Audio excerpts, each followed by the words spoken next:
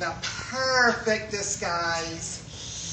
No one will ever suspect a geeky door-to-door encyclopedia salesperson. Let's see what we can learn of the matter here in the neighborhood park. Shh, here comes one of our suspects.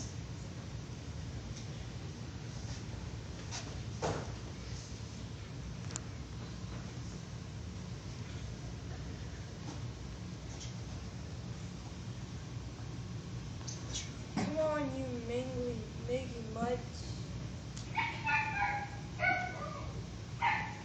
Why, that isn't Bobby Bowers and his faithful dog, Barkley Bow Wow. Now, isn't it acute? Leave me alone, Barry. And why? Because it's not nice to mess with people smaller than yourself. Well, that doesn't make sense now, does it? Why would I mess with someone larger than I am? Well, I don't know, but leave me alone. Very well, then. Give me your football. But it's the only football I have. And it's the only one I'm asking for.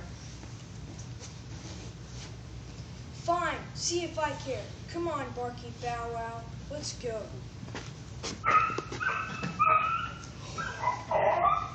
No dogs were actually hurt in making of this skit. Professional stunt stuffed animal. Please do not attempt this at home.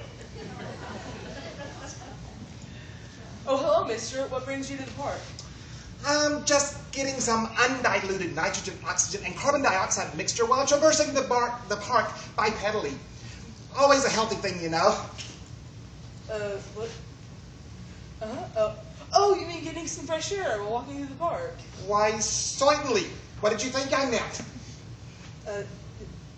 Never mind.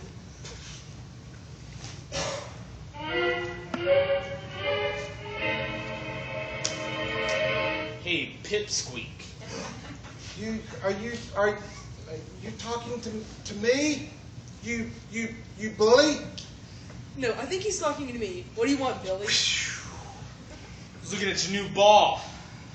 I appreciate your gift. You can't do that. That's stealing. Would you rather I redecorate your face? No. Gentlemen! What do you want, nerd? Nerd! First of all, the proper term is geek, not nerd, or better yet, socially challenged. Second, you two can work this out without violence. Maybe I want to include violence. What's it to you?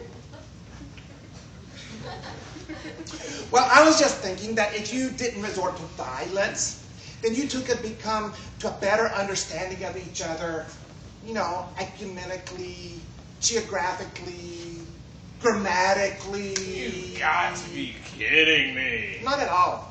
Now, if you two will shake hands, I'm sure we can find some common interests that might be mutually beneficial to both of you. Mutually beneficial. You got to be kidding me. You seem to be very insistent upon that phrase. Is there some part of this transaction that you do not fully comprehend? I fully comprehend the 5 basic parts of this transaction.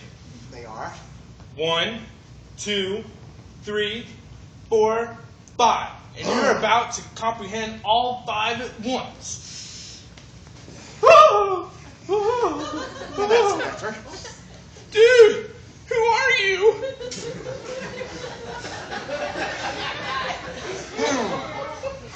Let me go, you geek. Now that's better. We've come to an agreement that I am a geek and not a nerd. Now let's see if we can have a conversation, shall we? Yes. All right. I'm just someone who cares for you, for both you and Mr. Burnwell here. Care for me? You don't even know me. I know you better than you think, and so does God. God? What does he know about me? Well, I tell you what, before we go any further, may I let you go without you running away or trying to harm me again? All right, there you go. Why, he knows everything about you, Billy. He knows you're Billy Barnbaum, a belligerent bully who abides on Behringer Boulevard with a sick mom, Betty Barnbaum, and your dad, Barney Barnbaum, who is a beleaguered employee of the Bluebird Body Company. He knows that you enjoy bullying boys such as young Barry Burnwell here, who in turn belittles boys younger than himself, such as Bobby Bowers, who in turn browbeats beloved boxers like Barkley Bow Wow. How do you know that? Don't worry about it. You just need to know that God loves you. Loves me? No way. If he loved me, my life wouldn't be so miserable. But he does love you, Billy. More than you could ever know. I know that your life is tough. Your mother is sick. I understand. And your father is overworked and trying to make enough money to pay all the medical bills. And because of that, he takes it out on you. How do you know that?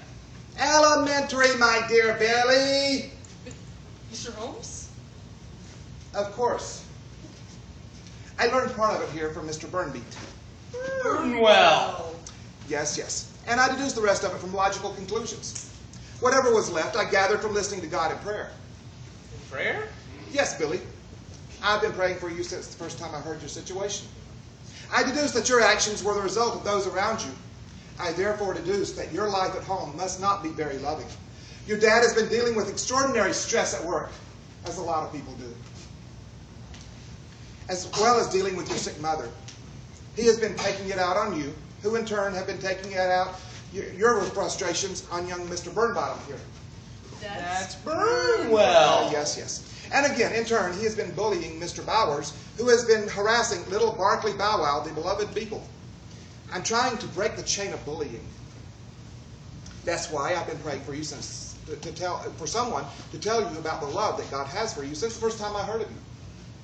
But if God really loved me, he wouldn't make my life so miserable. But he did. Billy, we live in a world where evil is real. Satan and his demons cause many of the problems, and just people who don't know any better cause a lot of the other problems. God is trying to pull us out of the bad side of life, not hurt us or drop the ball on us. Sherlock went on for hours and hours and hours talking to the boys about the love of God. By the time he finished, both young men prayed with Sherlock and asked Jesus into their hearts. Since we don't have hours and hours to tell this story, I'm giving you the short version. After that, Sherlock and Billy made plans to present this same message of love to Billy's parents. But for now, we will take a short break. There are refreshments outside, so follow your leaders and the don'ts and those people, and we will start back up in just a few minutes. Thank you. All right, cut on some lights.